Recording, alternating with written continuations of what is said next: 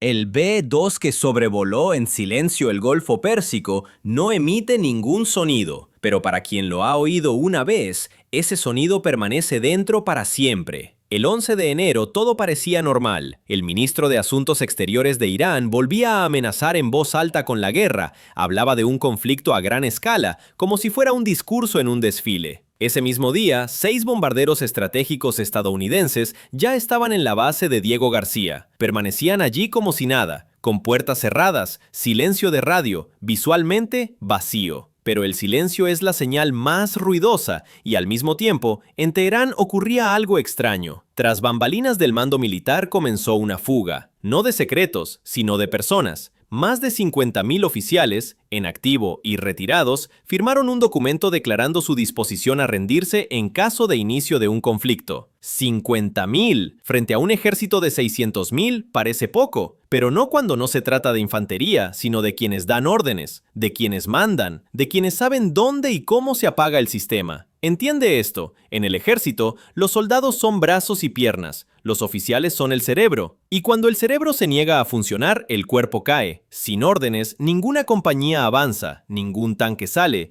ningún dron despega. Es como si todo el sistema de mando pasara de repente al modo de espera. Sobre el papel, aún no han roto su juramento. En la práctica, ya están al otro lado, observan, esperan. ¿Por qué es importante? Porque es una señal, y no solo una llamada de alerta, sino una auténtica sirena de incendios para Pekín. Allí ahora miran a Irán y se hacen una sola pregunta: ¿podría pasarnos lo mismo? La respuesta no tranquiliza. Mira, en Irán cruje la cúpula y China finge que todo está bajo control, aunque por dentro lo más probable es que ya esté echando cuentas, no presupuestarias, sino políticas. Precisamente por eso, en los últimos 2 años, el presidente del Partido Comunista Chino ha llevado a cabo una tan feroz lucha contra la corrupción. Entre comillas, claro, porque todos saben que en su sistema poder y corrupción son sinónimos. Si estás al mando, eres rico, y si no eres rico, pronto quedarás al margen. Pero aquí no va de dinero, no es una lucha por licitaciones honestas, es una purga antes de una posible guerra. El ministro de Defensa está bajo arresto, el comandante de las fuerzas de misiles ha desaparecido, 160 generales han sido apartados del juego, oficialmente por sobornos, pero entendemos que no es por eso. La verdadera razón es la negativa a combatir. Imagínate a un general que en los últimos 20 años se ha hecho con una villa en Australia, un hijo en Harvard y un par de cuentas en un banco suizo. Y ahora le dicen: haz la maleta, vamos a luchar contra los Estados Unidos en el estrecho de Taiwán. ¿Crees que dirá a sus órdenes? Dirá: gracias, pero paso. O fingirá estar dispuesto mientras en ese mismo momento saca los activos y empieza a buscar en silencio una salida de emergencia.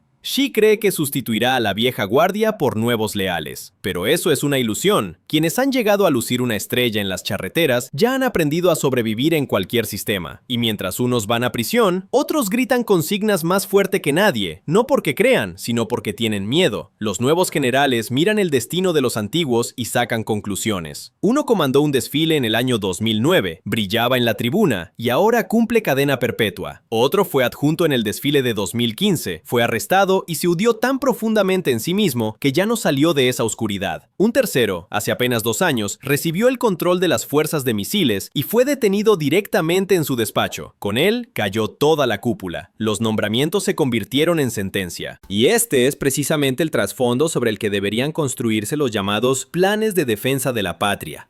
¿Qué general irá ahora con gusto al combate? Cada nuevo ascendido preguntará primero: ¿dónde está la salida? No hacia la trinchera, sino hacia el avión, el ferry, el apartamento en Singapur, porque si tienes éxito, estás bajo sospecha. Si ejecutas las órdenes con demasiado celo, eres el siguiente. Así, todos juegan a un juego en el que lo principal no es ganar, sino no caer. Por eso, cuando Xi Jinping pulsa el botón de la lucha contra la corrupción, en realidad pone en marcha otro proceso: la acumulación del miedo. Bajo la alfombra ya no hay solo un susurro, allí se escuchan botas raspando en silencio. Todos saben que los eslóganes ruidosos no son más que un biombo, que quienes hoy chillan de patriotismo por las noches abren cuentas suizas y actualizan formularios de visado. Y al mismo tiempo, en paralelo a esta fractura interna, el ejército chino en las pantallas parece cada vez más fantástico. Perros robot, cañones eléctricos, exoesqueletos. Los vídeos de soldados corriendo con armaduras cibernéticas se parecen más a un tráiler de un éxito de taquilla que a un reportaje desde un campo de entrenamiento.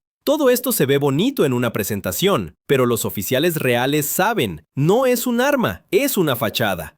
Tomemos por ejemplo el famoso cañón electromagnético instalado en un buque de desembarco. En las noticias lo llamaban un avance, supuestamente un alcance de cientos de kilómetros, una potencia capaz de calcinar un portaaviones. ¿Y en la práctica? El cañón se funde tras unos pocos disparos. El plasma corroe los elementos internos, el sobrecalentamiento apaga los radares del barco y el propio disparo requiere tanta energía que las luces de la sala de máquinas parpadean como una guirnalda de Año Nuevo. Los estadounidenses, por cierto, trabajaron en esto durante 20 años y congelaron el proyecto. Porque la física no obedece órdenes. Y en China siguen dibujando informes triunfalistas, o los exoesqueletos. En cámara, un soldado cargando 300 kilogramos como si fueran un par de bolsas del supermercado. Fuera de cámara, una batería que se agota en 40 minutos. Después de eso, este exoesqueleto se convierte en grilletes. Y el combatiente que debía avanzar corriendo arrastra un pedazo de hierro muerto. Movilidad, 0. Capacidad de combate, -10. Precisamente por eso estos trajes no se llevan al frente, solo sirven para desfiles y logística. Entonces, ¿para qué sirve todo esto? La respuesta es simple: política. En el sistema chino, la cúpula necesita mostrar fuerza visual, que se vea bien en las noticias, y los subordinados necesitan conservar sus cargos. Por eso, cada nuevo proyecto es, ante todo, una diapositiva en una presentación, y no una herramienta en el campo de batalla. Todos lo entienden, pero siguen participando en la representación. El problema es que el enemigo no es un espectador.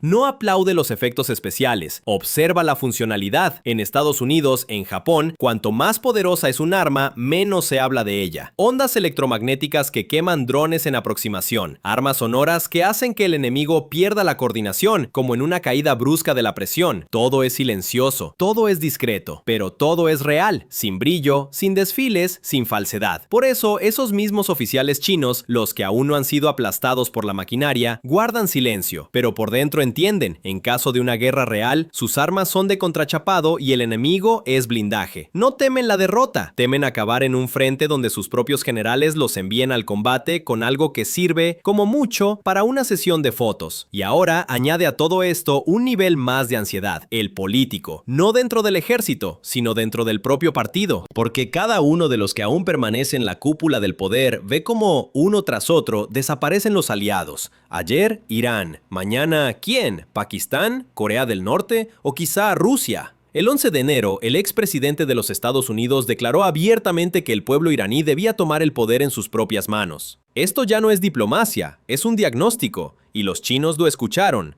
No de forma directa, en el país sigue en pie el gran cortafuegos chino que bloquea cualquier mensaje incómodo desde el exterior. Pero la gente no es tonta. Cuando los aliados desaparecen uno tras otro, cuando Teherán se va y tras él puede derrumbarse todo el flanco sur, queda claro, el cerco se estrecha. Y aquí es donde comienza el verdadero pánico. Porque los muros pueden ser altos, pero si afuera todo se derrumba, adentro también se agrietará. Los chinos, incluso aquellos que nunca se interesaron por la política, ven cómo se deshacen los vínculos, cómo los aliados se venden al por mayor a cambio de promesas. Por ejemplo, los ejercicios militares conjuntos de los países BRICS. Estaba previsto que Irán participara, pero tras un solo tuit del expresidente anunciando que se impondría un arancel del 25% a cualquier país que hiciera negocios con Irán, Pekín dio marcha atrás. Irán fue eliminado de la lista de participantes, se le dejó solo como observador. Esto no es solo un gesto, es una señal. Si ni siquiera por unos ejercicios China está dispuesta a arriesgarse, ¿de qué ayuda real se puede hablar?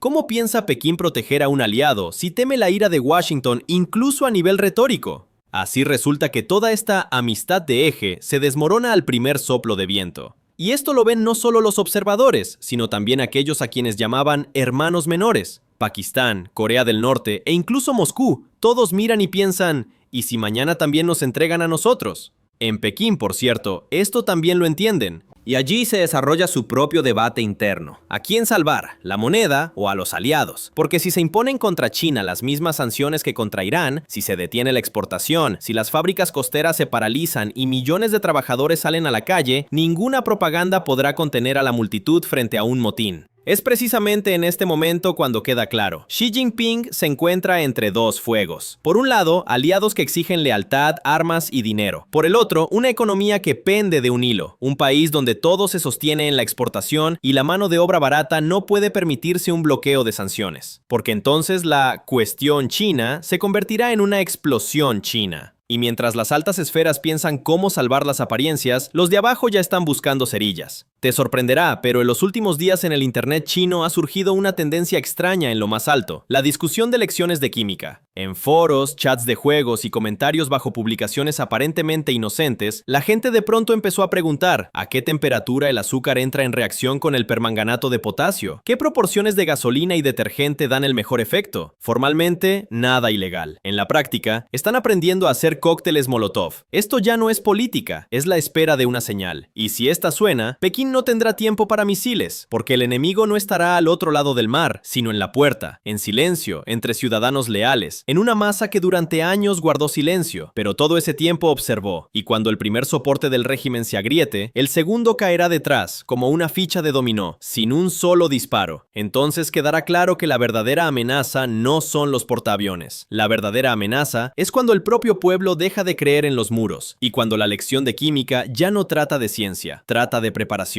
El telón puede mantenerse durante mucho tiempo, pero un día llega la mañana y resulta que todos ya lo han entendido todo.